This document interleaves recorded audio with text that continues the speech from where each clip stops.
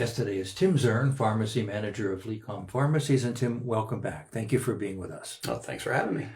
It's our pleasure. I know this is a busy time of the year for you, and we appreciate you taking time, but something is going on in the pharmacy world. There are 88,000 pharmacies in the United States.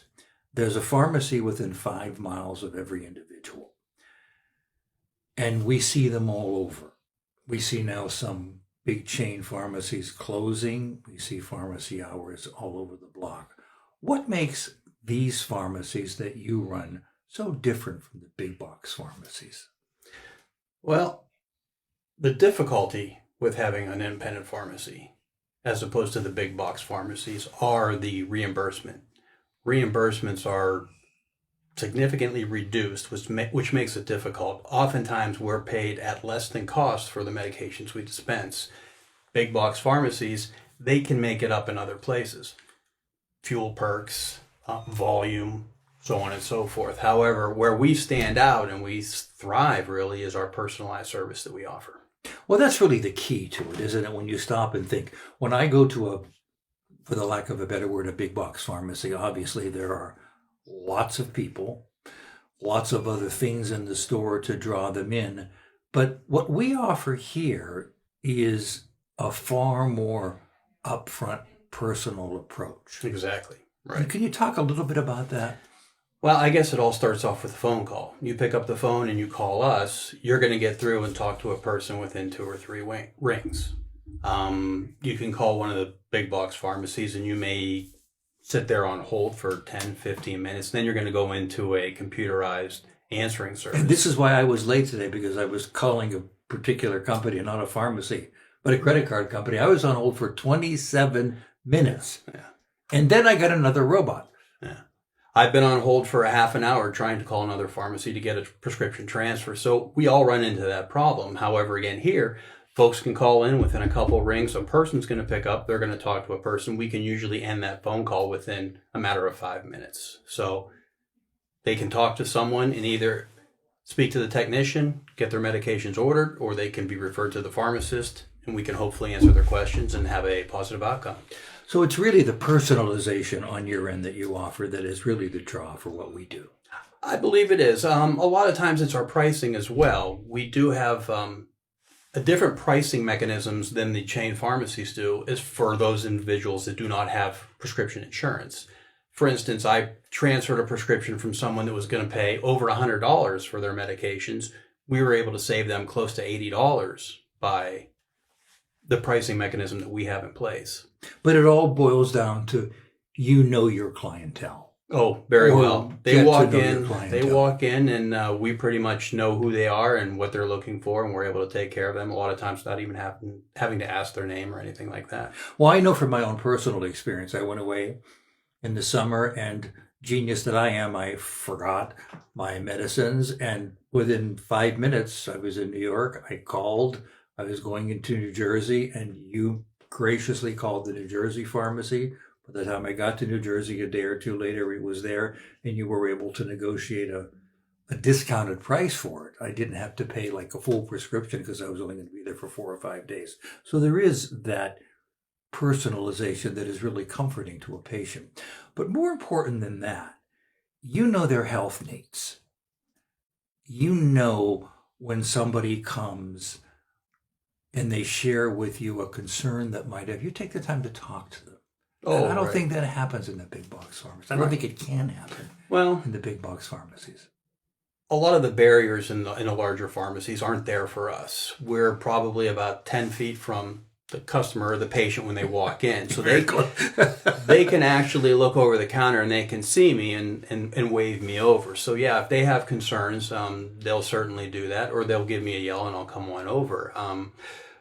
We're fortunate in that we do have the time to walk over and discuss their health concerns with them. And, unfortunately, the chain stores don't have that. They've got a lot of barriers. I mean, they're constantly, running, answering calls and so on and so forth. We're busy, but we're able to stop, take time, and talk to the customer. Well, wasn't this the whole idea, Tim, in pharmacy education a few years back, that the pharmacist was going to be more, I know from our own pharmacy school when I was working over there, we were training pharmacists not to just put 30 pills in a container and pass it up, but they were supposed to be frontline healthcare practitioners. Wasn't that the idea? But it just never seemed in the big box pharmacies to even have a chance to work. Well, unfortunately, I think the economics of the practice has kind of cut down on the ability for us to be out there on the front line, so to speak, interacting with the patients on a routine basis. In order to, meet the bottom line, we've got to keep pushing out scripts, and that's what the big boxes are doing. They're actually taking on so much volume; they're making it almost more difficult for the pharmacist to get out from behind the counter and speak with anyone about anything. Yeah, and I don't mean to be critical of the big box pharmacies, but you're right. I mean, you walk through there and you see lines of folks lined up. The pharmacists are busy behind that wall that they have, and the pharmacy techs, God bless them, are out front trying to fill and meet a customer's need. It's almost impossible to do. Yeah. I if I'm in Wegmans or Walmart or something, I kind of look at the pharmacist as I go by, and I feel badly for their plight. Mm-hmm. I mean, it's unfortunate, but I'm very lucky here, and I think most independent pharmacists are very happy with their positions because of the interaction that they get to have on a daily, hourly basis with their patients. Which was the whole idea in pharmacy education in the first place, to get the pharmacist some contact with the patients. I know when I was preparing for this, in China, that's the way that they structure their pharmacies. There are particular rules and regulations in China for Chinese pharmacists and their training, that they receive so much training and interaction, because that is what they do. They talk to their patient. Here, I think in some of the big box pharmacies, without being critical of them, it's just something it's impossible for them to do, given the financial constraints that they work under. Whereas here, it's sort of like what we do. Right, exactly. That's why I like independent pharmacy so much. I've worked a little bit in a big box pharmacy, and the interaction's not there. Here, you can have as much interaction as you want. And actually, the patients will prefer to come to an independent pharmacy, maybe pay a little bit more in some instances, just because they can have that interaction with the pharmacy staff. That's what they look for. That's what they feel comfortable with. Well, Tim, in terms of pharmacy and in terms of medication dispensation, as I understand it, obviously, and it's a truism, and it's, as one gets older, they're going to take more medicine. I understand that when you get into your 70s, every 70-year-old is supposedly on 6 to 8 medicines. Don't know if that's absolutely true, but clearly, the older we get, the more medicines that we are taking. And the risk of interaction grows, I believe, as we see other doctors. Should patients, when they come here, feel free? I don't have the medical knowledge to talk about that, but should I feel free to ask you about that? Does this interact with that? What might this potential side effect be? And should we encourage people, as one of the traits that we offer, that they should do that when they come here, that they should review their medications with you? Oh, by all means. The nice thing nowadays, as compared to when I first started out, we have software systems that screen patients' profiles. Well, give or take. The software now screens interactions. However, some patients may be getting a medication from a different pharmacy, so it's not on our software system to screen. So I think absolutely patients should know why they're taking the medication, how to take the medication, if there are any interactions possible with that or other medications. They should also look for any side effects of those medications. So I think, yes, for every single medication that a patient is taking, they should know all those things. And what we do is we offer them the capability of having that conversation with you in the room that we're in now, which is a consultation room, or is just as a friendly conversation, not friend. But I think people are hesitant to do that. Yeah, I think they are too. Sometimes they kind of look and they see people running around busy and so on and so forth. They don't want to bother us or anything like that. But we, however, ask them at the time they pick up their medications if they have any questions about their medications. If there's something that the pharmacists here think that they should know, we'll go ahead and make a note, and then we'll stop. We'll go over and talk to them while we're ringing them up to make sure that they're aware of how they should take it, what they should look out for, so on and so forth. Well, I can attest that happens on my own particular case, and I don't mean to do that, but when I've come here for things, people have said to me, you better watch when you take A, B, and C, or what particular time to take it, because I don't think we know. I don't think patients know anymore, and especially as they age and they begin to take more medications, what the potential side effects are. So that discussion with you or your staff is critical, as well as part of the product that we offer here. Right. Exactly. And I want to clarify, not only here, across the board, Yes. pharmacists are doing that, because Yes. that is, again, part of our training. So it's just our situation here lends itself to a little bit more conversation around those aspects. Well, and I think that's the genius of what we do here in terms of an independent pharmacy, that we can do that, and we do provide that, and we do encourage that. And it's not to disparage our own good friends in the other big box pharmacies. They have other obligations as well, but they have volume issues that you just have to keep up with. Right, exactly. And it's hard for people to come. You don't want to tie up the tech or the pharmacist, and when you see lines behind you, and you feel a little bit uncomfortable. Here, not so much. You have the opportunity to sit in a relaxed conversation and try and understand what this medication or that medication does or doesn't do, and when you should take it. And I think that's a really good advantage of what the independent community pharmacies do. Also, I think, isn't there a side of this that when people first get sick, they can come to you and say, I don't feel A, B, and C, what should I do? Oftentimes, we are the first line of healthcare for those individuals.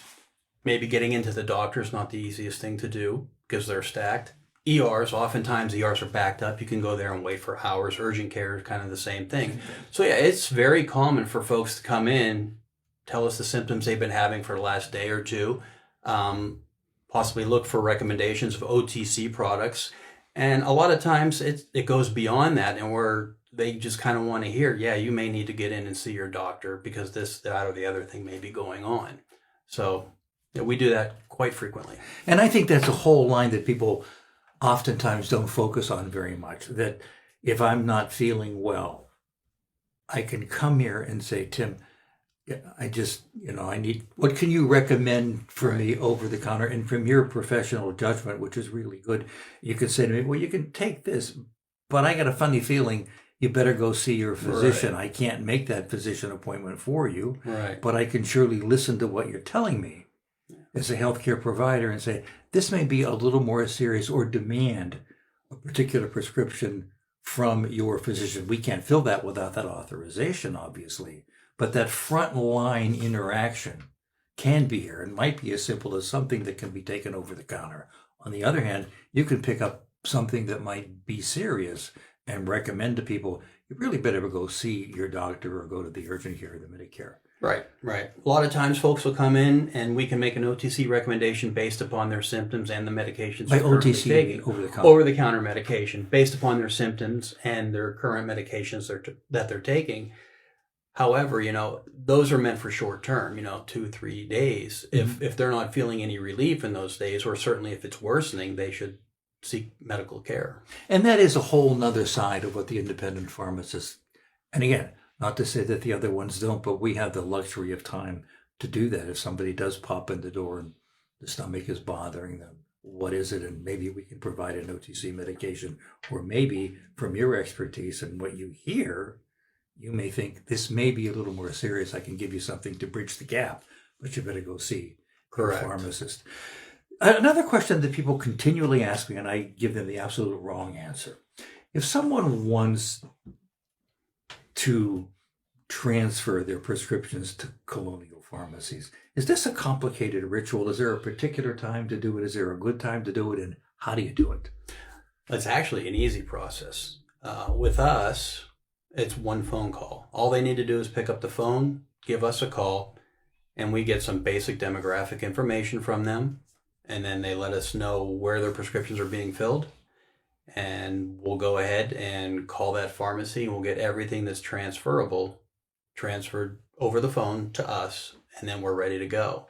So again, the transfer process is easy. The only thing that the patient would have to do after calling us is they would have to let their physician's office know that my prescriptions will need to be sent to Colonial Family Pharmacy in the future as opposed to another pharmacy. It's that easy. It is a piece of cake. So I could pick up the phone, or do I have to walk in and do it? Nope, over the phone. Take you probably 3 minutes.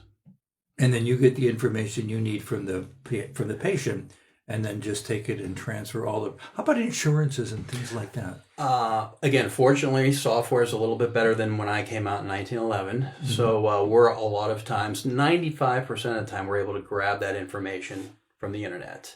If not, we will reach out to the patient. We will get that information. Again, that can all be done over the phone too. So it's really easy. A 3-minute phone call to us, we can get all the stuff transferred over, and we'd be ready to go.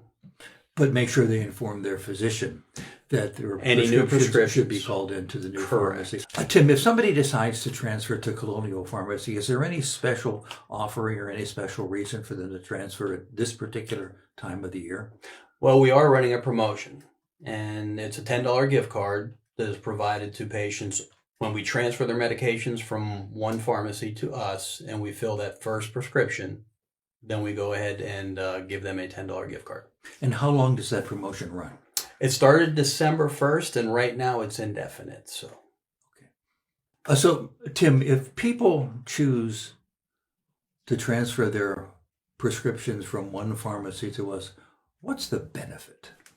Well, fast, friendly service, personable service. They'll be able to get to talk to somebody on the phone or in person in the pharmacy. We're offering a promotion on the transfer prescriptions. We transfer a prescription. There's a $10 gift card that they get. Also, we do offer free local delivery, which a lot of pharmacies are going away from.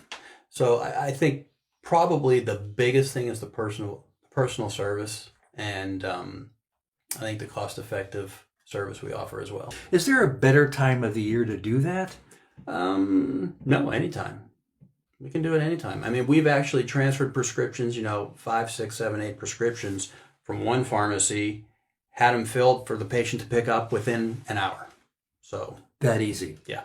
With no stress on the patient?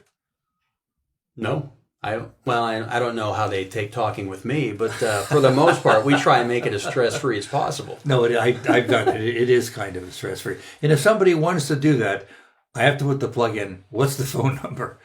Our number here is 868-7805. And we have 2 pharmacies, correct? Correct. We've got Colonial Family Pharmacy store number 2, which is us at 5702 Peach Street.